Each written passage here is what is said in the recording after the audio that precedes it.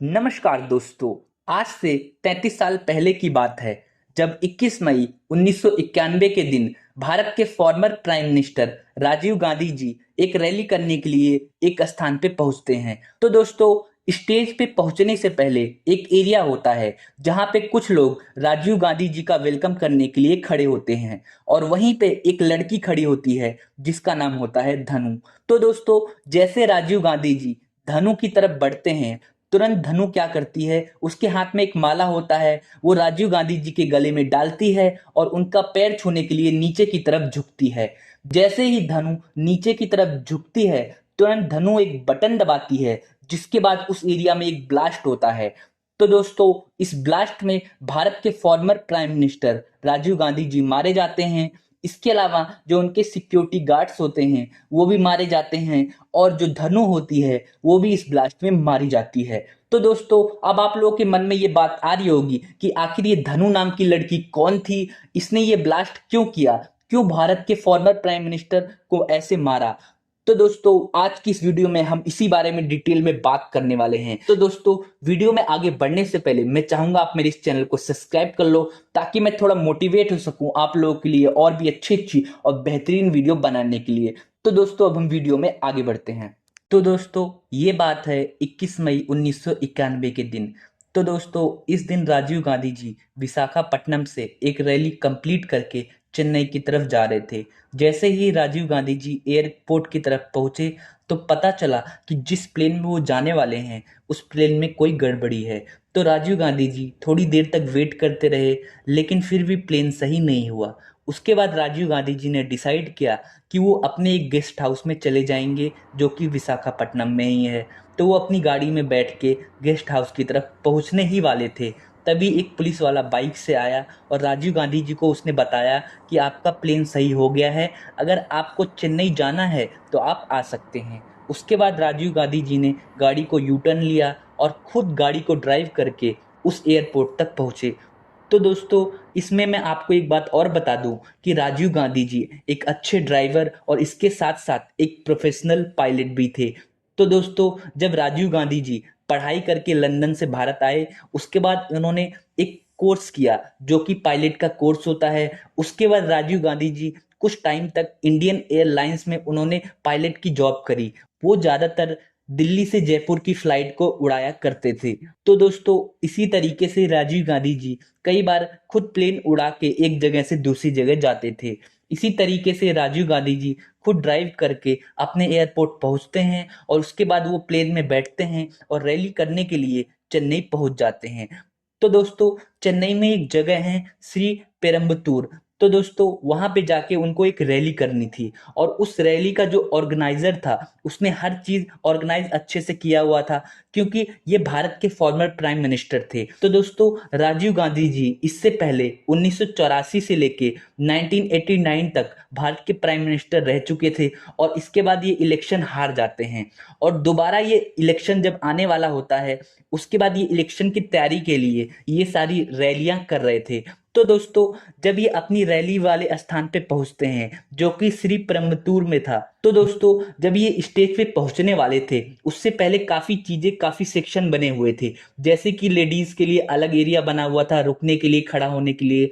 इसके अलावा जो जेंट्स लोग थे उनके लिए अलग एरिया बना हुआ था भाषण सुनने के लिए। तो दोस्तों, जब राजीव जी उस स्टेज पे पहुंचते हैं तो दोस्तों स्टेज की तरफ बढ़ने के एरिया में एक सेक्शन बना हुआ था जहां पे कुछ लोग राजीव गांधी जी का वेलकम करने के लिए खड़े थे। तो दोस्तों, यहाँ पे करीब 21 लोग खड़े थे। उनमें से कुछ पत्रकार थे, कुछ कांग्रेस के लीडर थे और इसके अलावा दो तीन लेडीज भी थी। तो दोस्तों, लेडीज में एक माँ बेटी थी जिनको एक अलग एरिया में रखा गया था और जो बेटी थी वो राजीव गांधी जी को एक कविता भी सुनाने वाली थी और जो उसकी माँ थी वो राजीव गांधी जी के गले में हार भी डालने वाली थी। ये सारी चीजें पहले से ही डिसाइडेड थी। इसके अलावा इस रैली में 6 लोग और थे। तो दोस्तों, इन 6 लोगों के नाम है शिवराजन, हरि बाबू, नलिनी, धनु और सुधा। तो दोस्तों, ये टोटल 6 लोग थे। इनमें से 2 आदमी थे और 3 लेडीज थी। तो दोस्तों, जो ये शिवराजन और हरि बाबू थे ये पत्रकारों के साथ खड़े थे क्योंकि ये नकली मीडिया वाले बन के आए हुए थे। इसके अलावा बाकी जो तीनों लेडीज थी वो साइड में खड़ी हुई थी। अब जो ये तीनों लेडीज थी इनमें दो लेडीज थी, वो सुसाइड बॉम्बर थी। तो दोस्तों इसमें जो सुधा थी और धनु थी, इनके अंदर एक बॉम्ब लगा हुआ था। तो दोस्तों इनका मेन काम ये था कि ये किसी तरीके से उस सेक्शन में जाए जहां पे माँ बेटी खड़ी थी, जो कि राजीव गांधी जी के गले में हार डालने वाली थी, लेकिन वो वहां पे नहीं जा पा रही थी क्योंकि आपको पता है हर चीज पहले से डिसाइड था और काफी सिक्योरिटी चेकिंग भी हो रही थी। तो दोस्तों इसके बाद क्या होता है, जो शिवराजन होता है और हरि बाबू होते हैं, वो ऑर्गेनाइजर से बात करते हैं कि इन दोनों लेडीज को भी राजीव गांधी जी से मिलने का मौका मिलना चाहिए। इसके बाद क्या होता है, जो ऑर्गेनाइजर होता है वो मना कर देता है, और इसके अलावा और भी काफी लोग उस ऑर्गेनाइजर से बात कर रहे होते हैं कि हमें भी राजीव गांधी जी से मिलना है। और इसी बीच जो धनु होती है वो धीरे से उस सेक्शन में चली जाती है जहां पे पहले से ही माँ बेटी खड़ी होती हैं। तो दोस्तों इसके बाद क्या होता है, तुरंत राजीव गांधी जी उस एरिया की तरफ बढ़ रहे होते हैं, तो वो ऑर्गेनाइजर होता है वो ध्यान नहीं देता और बोलता है सारे लोग साइड हो जाओ, अब सारे लोग साइड हो जाओ, राजीव गांधी जी आ रहे हैं। इसके बाद क्या होता है, राजीव गांधी जी उस माँ बेटी से मिलते हैं, और वो जो लड़की होती है, छोटी लड़की होती है, वो राजीव गांधी जी को एक कविता सुनाती है। इसके बाद क्या होता है, जो वो धनु होती है वो राजीव गांधी जी की तरफ धीरे धीरे बढ़ती है। तो दोस्तों एक पुलिस वाली होती है, वो धनु को साइड करने की कोशिश करती है, लेकिन राजीव गांधी जी पुलिस वाले को रोकते हैं और बोलते हैं इसको आने दो।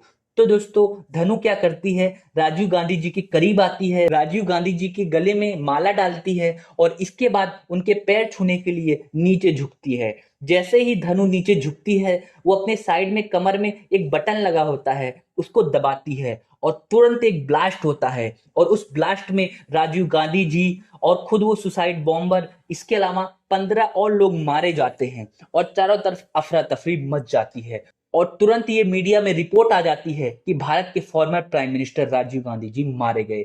तो दोस्तों इस तरीके से राजीव गांधी जी को मारा गया। अब हम ये बात कर लेते हैं कि आखिर किस रीजन की वजह से और क्यों धनु ने राजीव गांधी जी को मारा, और धनु के पीछे कौन लोग शामिल थे। तो दोस्तों ये बात है 1947 की, जब भारत अंग्रेजों से आजाद हुआ था। इसके अलावा जो हमारा पड़ोसी देश है श्रीलंका, वो 1948 के आसपास अंग्रेजों से आजाद हुआ। तो दोस्तों श्रीलंका में मेनली दो कम्युनिटी रहती है, एक तो तमिल लोग मतलब हिंदू लोग, और इसके अलावा जो बौद्ध धर्म को फॉलो करते हैं वो लोग श्रीलंका में रहते हैं। लेकिन दोस्तों जो तमिल लोग हैं उनकी संख्या उस टाइम 23% थी, और जो बौद्ध धर्म के लोग थे उनकी संख्या 70% थी। लेकिन जो श्रीलंका में गवर्नमेंट थी, उस गवर्नमेंट के अंदर जो तमिल लोग थे उन लोगों की संख्या ज्यादा थी। तो दोस्तों जो बौद्ध धर्म के लोग थे वो लोग सोच रहे थे कहीं धीरे धीरे ये तमिल लोग इस पूरी श्रीलंका पे कब्जा ना कर ले, या फिर हम कह सकते हैं कि इन तमिल लोगों का बोलबाला ना हो जाए। इसलिए जो श्रीलंका की गवर्नमेंट होती है वो सोचती है क्यों ना वहां पे नए नए कानून बनाए जाए जिससे तमिल लोग नीचे थोड़ा दब जाएं।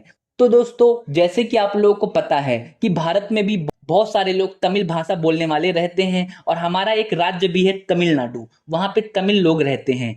तो दोस्तों जो तमिलनाडु के लोग थे वो ज्यादातर श्रीलंका में काम करने के लिए जाया करते थे, तो इसलिए श्रीलंका में तमिल लोगों की आबादी धीरे धीरे बढ़ भी रही थी।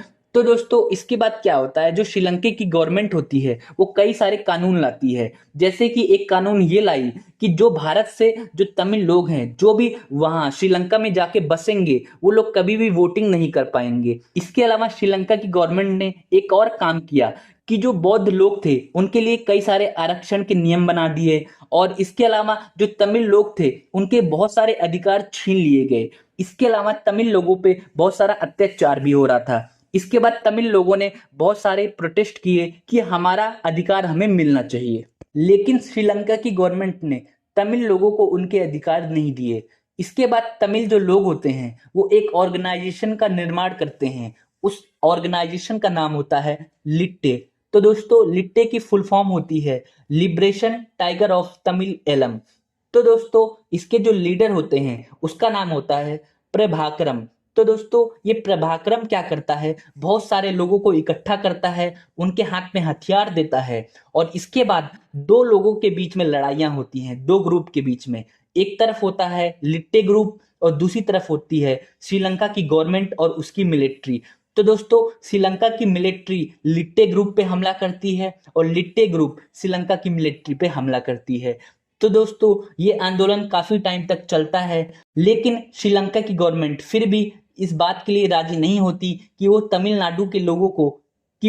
लोगों को उनके अधिकार दे। इसके बाद क्या होता है, जो इंडियन तमिल होते हैं वो भारत के प्राइम मिनिस्टर राजीव गांधी जी पे दबाव बनाते हैं कि आप जो श्रीलंका में तमिल है उनकी मदद करिए या उनके बारे में कुछ सोचिए। इसके बाद राजीव गांधी जी अपनी तरफ से कुछ सामान भेजते हैं जो वहां पे तमिल लोग रहते हैं उनकी मदद के लिए, लेकिन श्रीलंका की गवर्नमेंट इसके विरोध में खड़ी हो जाती है। इसके बाद राजीव गांधी जी श्रीलंका के प्राइम मिनिस्टर से बातचीत करते हैं और बोलते हैं कि इस गृह युद्ध को खत्म किया जाए और इसके लिए कुछ भी अगर मुझसे मदद चाहिए तो आप बोलिए। उसके बाद श्रीलंका के जो प्राइम मिनिस्टर होते हैं वो राजीव गांधी जी को अपने यहाँ पे बुलाते हैं। राजीव गांधी जी श्रीलंका के प्राइम मिनिस्टर से मिलकर बातचीत करते हैं और एक ट्रीटी साइन होती है। तो दोस्तों उस ट्रीटी पे ये लिखा होता है कि जो तमिल लोग हैं उनको उनका हक मिल जाएगा, उनको उनके अधिकार मिल जाएंगे, और वहीं दूसरी तरफ जो लिट्टे ग्रुप है वो पूरी तरह से खत्म कर दिया जाएगा। दोस्तों जो ये ट्रीटी है वो 1987 में साइन की गई। तो दोस्तों अगले दिन जो राजीव गांधी जी होते हैं वो जो श्रीलंका की जो नेवी फोर्स होते हैं उनको देखने के लिए उस एरिया में गए होते हैं। जैसे ही राजीव गांधी जी उन नेवी वाले लोगों से मिलते हैं तभी उन नेवी में से एक बंदा राजीव गांधी जी पे पीछे से वार करता है और फिर उसके बाद जो फोर्सेज होती है, जो सिक्योरिटी फोर्सेज होती है, उस बंदे को गिरफ्तार कर लेती है। इस तरीके से राजीव गांधी जी पे पहली बार श्रीलंका में हमला हुआ था वहां की खुद की फोर्स के द्वारा। तो दोस्तों इसके बाद क्या होता है, जब ये ट्रीटी साइन होती है तो दोस्तों जो ये ट्रीटी होती है ये प्रभाकरम की मर्जी से हुई थी। मतलब पहले राजीव गांधी जी ने लिट्टे के जो लीडर थे प्रभाकरम उनसे बात करी थी, उसके बाद ये ट्रीटी साइन हुई थी कि तमिलनाडु लोगों को उनके अधिकार मिल जाएंगे और इसके अलावा जो ये लिट्टे ग्रुप है उसको खत्म कर दिया जाएगा। तो दोस्तों लेकिन इस ट्रीटी के साइन होने के बाद जो प्राइम मिनिस्टर होते हैं श्रीलंका के उनके घर पे बहुत सारे अटैक होते हैं। इसके बाद क्या होता है, श्रीलंका के प्राइम मिनिस्टर राजीव गांधी जी से मदद मांगते हैं कि आप अपनी फोर्सेस यहाँ पे बुलाओ और हमारी मदद करो। इसके बाद क्या होता है, भारत के प्राइम मिनिस्टर राजीव गांधी जी लिट्टे ग्रुप के खिलाफ लड़ने के लिए इंडियन आर्मी को श्रीलंका में बुलाते हैं। काफी टाइम तक लिट्टे ग्रुप और इंडियन आर्मी में लड़ाई चलती है। तो दोस्तों अब आप यहाँ समझ सकते हैं कि जो श्रीलंका के प्राइम मिनिस्टर थे वो कितने चालाक हैं। उन्होंने क्या किया, अपनी खुद की फोर्स लिट्टे ग्रुप से हटा ली और लिट्टे ग्रुप और इंडियन आर्मी को आपस में लड़वा दिया। इससे क्या हुआ, लिट्टे ग्रुप के लोग इंडियन आर्मी से बहुत ज्यादा खफा हो गए। इसके बाद श्रीलंका में चुनाव होते हैं और उस चुनाव में जो वहां के जो प्राइम मिनिस्टर होते हैं वो हार जाते हैं और एक नए प्राइम मिनिस्टर श्रीलंका की गद्दी पे बैठते हैं। उसके बाद जो नए प्राइम मिनिस्टर होते हैं वो लिट्टे ग्रुप से हाथ मिला लेते हैं, समझौता कर लेते हैं और इसके बाद लिट्टे ग्रुप भी शांत हो जाता है और लिट्टे ग्रुप उस नए प्रधानमंत्री से ये शर्त रखते हैं कि जो भी इंडियन आर्मी के लोग हैं उनको दोबारा भारत वापस भेज दिया जाए। मतलब श्रीलंका में कोई भी इंडियन आर्मी नहीं होगी। इसके बाद इंडियन आर्मी को श्रीलंका से भारत भेज दिया जाता है और वहीं दूसरी तरफ भारत में भी राजीव गांधी जी चुनाव हार जाते हैं और इसके बाद भारत की गवर्नमेंट पे बीपी सिंह का राज आ जाता है। तो दोस्तों काफी टाइम तक ये सारी चीजें चलती रहती हैं। इसके बाद बीपी सिंह की गवर्नमेंट अचानक गिर जाती है और दोबारा चुनाव कराने की कंडीशन भारत में आ जाती है।